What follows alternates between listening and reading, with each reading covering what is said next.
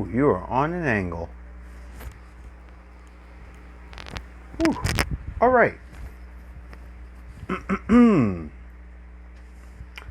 This is the Geek Protagonist, and this is my review of Star Wars Episode 4, A New Hope. Yes, we have made it close to halfway. We are now at the actual original trilogy. So, this film is iconic. It is classic. It's the start. It was a game changer to the genre as a whole. Even for Buck Rogers, Flash Gordon, it still touched it to a new level, taking fantasy and space opera and joining them. Flash Gordon kind of did it, but this actually used, literally, you could change out all the space things to knights with swords and stuff and still get the same result, kind of thing. Star Wars was magic. So your story started on Tatooine, crap planet, desert planet. Great. Luke wants to join the rebellion. And they kind of referenced that Luke's dad was a Jedi, Padawan. And Vader killed your daddy. Now, one of the cool things about Vader is that Vader was inspired by Doctor Doom. Like, George Lucas took everything he's ever liked, World War II, different stuff like that, dragons, wizards stuff, comic books, and just threw it in there. A lot of people don't realize that Vader was definitely, but really look at Vader. He was very much inspired by Doctor Doom. Still became his own. Vader comes through, when you see Vader first pop up and he comes through the fog and he just looks menacing and just all out evil looking. It's just great. Funny enough, through this film, after rewatching it and kind of doing a more of a analytical approach, yeah, that's right, Michelangelo. My favorite turtle is Raphael. It's just when someone gave me this, it ended up being Michelangelo. But I loved all the turtles, so it doesn't matter. So what ends up happening is that you really realize how much Han actually helps out. And without him, I think the movie would be more annoying. Because as a kid, Luke was like really whiny, but not in a terrible sense, but it was like you just wanted to go shut up sometimes. Because he had that innocent ambition and that naive wonder kind of thing. But it worked at the same time.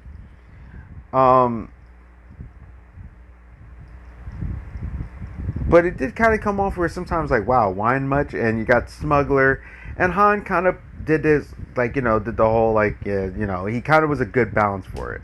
Because Han didn't give a crap. He didn't take crap. Han was about that dollar, and I actually did like that a lot, and his smartness and stuff. Then you get the Mos Eisley on the special edition. They did the Mos Eisley thing.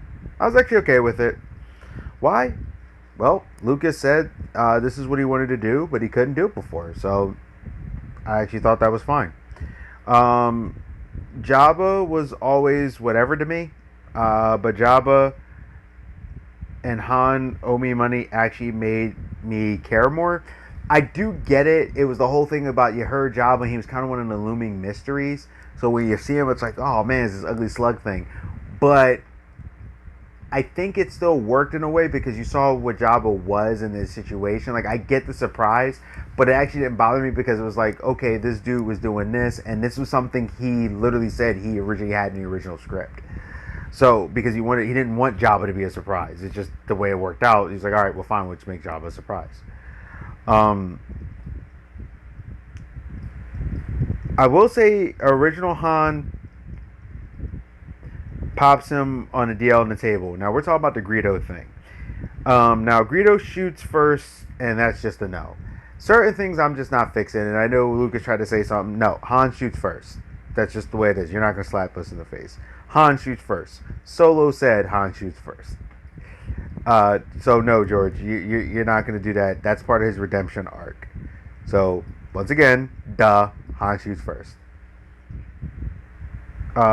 When they leave for Alderaan and it's gone, that was one of those that got me. I was like, dang. that's cold. Like, you know, you're like, it's not here. Um, it's also funny that Vader gets a lot of the glory in this movie just because of his presence, but actually, Grand Moff Tarkin really pulled it. Like, Tarkin's the boss. Vader's doing something. Tarkin's like, nah, stop that, and he's like, okay. So I kind of liked how they did that because Vader still didn't. It didn't feel like Vader lost himself because of what he did, if that makes sense. Um, so I thought that was really cool. They had the whole save the princess, but Star Wars, to all the feminine, did you know that women were in Star Wars the whole time? We need to fix Star Wars. We need to fix it. No, she wasn't a damsel in distress. She was just captured. We all love Leia. Stop trying to trivialize what we say. Stop your straw man arguments. We never had a problem with Star Wars before. So how are you guys sitting there? You know women were there the whole time. When have you ever heard us complain about Leia? Morons. But anyway, I did like the fact that she was not the damsel in distress. She was just someone that needed to be rescued. Because later that happens another way. The Obi-Wan Vader square off. And he kind of lets you know that he trained Vader where he's like, now I'm the master. I thought that was interesting. I have to say the Obi-Wan speech and when he disappears was for Luke, I feel like. But I gotta admit, from a kid to now, it even felt dumb for me. I get it, like I get what he was doing, but when he's like, strike me down, I'll become more powerful than you can imagine. Okay, you became a Force ghost. I guess because you're part of the Valley of the Jedi. You talked. You didn't do much after that. You sat down, which proves that Force ghosts have corporeal form to be able to sit down. For all the people who keep complaining about Yoda bopping Luke because Obi was kind of tired and actually sat down. Once again, nitpicking the Disney movies when they've seen it previously in other films. I'm sorry I keep bringing this up, but it needs to be brought up because I keep noticing when people say they're so awful, I'm like, these happened before. So maybe you need to kind of go back and, instead of fan crazying, really pay attention to what you're watching. Anyway, not pop shots. I just want you to get that. I'm trying to help you realize you've seen the stuff before, the stuff you're complaining about. That's all. No hate. Love Star Wars the way you want to, but you got to complain properly. Make it a real complaint, not something that they did before, but now you're condemning one for it, not the other. Anyway. So for Yavin, when they see the weakness, but cool space fight. So when they're heading for the Yavin, you see like the weakness in the thing itself with Han, and it's like he's conflicted. He's like, I'm not going to do this, and I thought that was interesting. And then Han like leaves. He's like, right now, I got to pay a debt. Cool, I'm outie. But then, like, cause you see the weakness in the rebellion, basically. That's what I'm trying to say. So I'm sorry I seem a little tongue-tied. It's very early in the morning, like 3 in the morning. So yeah, but yeah. So it's kind of cool how they did that. But you saw the weakness, like they really needed some help. But Han was like, nah, bro, give me my money. I gotta go deal with this. I thought that was crazy. You know what I mean? And then when Vader came out to fight, showed that he was a soldier. I thought that was awesome. TIE Fight Vader. Vader showed that he was going to do some things. When Vader felt the Force, and he was like, the Force is strong with this one. As Luke kind of dips through when Vader's trying to shoot him, he's like, okay, he's kind of using the Force here. Even though Luke, I don't know, I remember correctly, I don't think Luke ever piloted an X-Wing, but he just kind of caught on to it. He seemed to have a natural knack for machines and things, how they work. But he definitely used the Force to become as good as a pilot as he was, like Rey with the Millennium Falcon. Because the Force helped guide her. That was also cool to see, like, Luke start his training with that as well. I thought that was great. Then when you see the TIE fighter explode when they're like right when they're in trouble, and it's actually because Han came back to save the day. And once again, the smuggler with a heart of gold, and it just made him so awesome because he's like, "Nah, I gotta help." I thought that was cool because he didn't want to have a stake in it, but his heart couldn't let it go because he's a good guy in the inside. This is all about character starting, character growth. You get nuggets of info to draw you in. It was a great for the bigger setup. Yes, the plot points are dropped throughout, and I love how they set it up. And this movie does have some plot issues that definitely later come out, but we're not going to focus on that. Because the movie's easy to watch. I know normally I break these down, but for Star Wars itself, yeah, like the kiss with Leia and some of the other stuff, but it's way more strengths than weaknesses, and those weaknesses can easily be looked over, even in a special edition. So that's why, except for Han shot first. Outside of that, it can be looked over. Also, the special editions are easier to watch if they're cleaner. Even though I know they could do it with the special edition, they were able to go back in and kind of clean it up because they had to add the new scenes in. So it was like kind of makes sense, and I kind of get why they didn't for the others. So you get the originals. I want the originals and special editions. I don't hate the special editions. I actually like them overall, besides a little change here and there. Sorry, I do. But yeah, it had a lot to do. It was also funny because, like, for example, when I mean by some of the weird stuff, Leia was having that weird British accent. Han does complain a lot, but it kind of worked. But he did kind of get to the point where he complained because it was like he was trying to counter Luke, so his complaints were kind of like, "I'm not taking crap." Luke was kind of like, "Come on!" So if you see it there, but it kind of all three of them, it kind of just worked together. If you take one piece out, it wouldn't have worked, I think. Chewie, of course, is awesome. I like that it's truly everyone entertainment. Kids can watch it, adults can watch it. Doesn't matter how old you are, you can enjoy it. Great balance. It was a great action movie. Symbolic, very fun to go. You laugh, you cheer. Has interesting space fantasy as just a whole.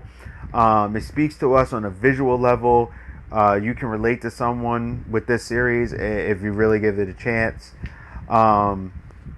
It takes from folklore, fairy tales, Flash Gordon, Buck Rogers, World War II, King Arthur, Kurosawa, Kubrick visuals. It's like it took all these things that he had in inspirations and he put in. And he does admit a lot of times that he takes the inspirations as is. It knows how to be vague where it needs to be vague, and it knows how to tell you what you need to know to keep you on the hook for the next movie. The Force can be anything as in its explanation. I like that they do kind of explain that the Force is a part of everything, so it can be almost anything. That does kind of kill everyone's whole hence the Force can't do this thing, because it does a lot, especially in the extended universe. Great effects, and with such a small budget, it still holds up. I mean, I know some people say it doesn't. For me, it does. It looks just as good because I think the practicals, the CG can still get kind of dated when time progresses as things. But to me, in this particular aspect, I love CG. So people don't even try to say I'm coming at CG all the way. I think the best is when you mix it. But this really worked for the practicals. Yeah, it looked a little dated, but not enough. Like, I can literally, my brain shuts that right off. Simple characters, but the acting is very strong, so it makes it work because they're simplistic basis of who they are, but the acting really conveys them as real people. It's great, it's simple. This thing is just up, it's wonderful. Star Wars, it's Star Wars, man. Like, episode 4, it's one of the best of the series. I would say that this is definitely a should buy. If you're going to get it, it's the start of a trilogy. I will say, even for my favorite film, was not this one in the trilogy. It actually happens later.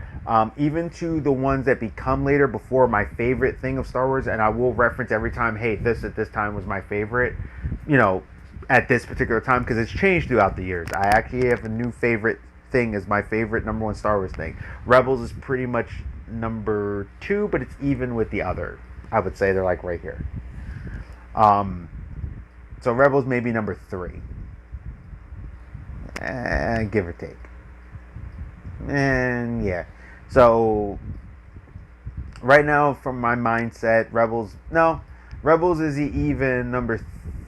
Yeah, Rebels is even with number 3. They're kind of like this, so it's like 3 and 3.5. You get what I'm saying? So Rebels is like 3.5 to my number 3, not even fourth. Yeah, I like it that much. It's like right there. Anyway, this is Star Wars. This is great. Like I said, it's a should buy. I know some people are probably like, "Oh, you didn't go to blow my mind." It doesn't. You'll see why later. Or you'll see what does. But it's a great starting point. It's a should buy, or you can even give it a high good time. Some people, to them, Star Wars is like, okay, I want to get to the next thing. So good time, but I have like a good time, so should buy. So it's a pretty decent should buy. That's why I went with that. All right. So high honors. It's Star Wars, baby. Episode 4. It's New Hope. It's better than all the prequels, including Clone Wars.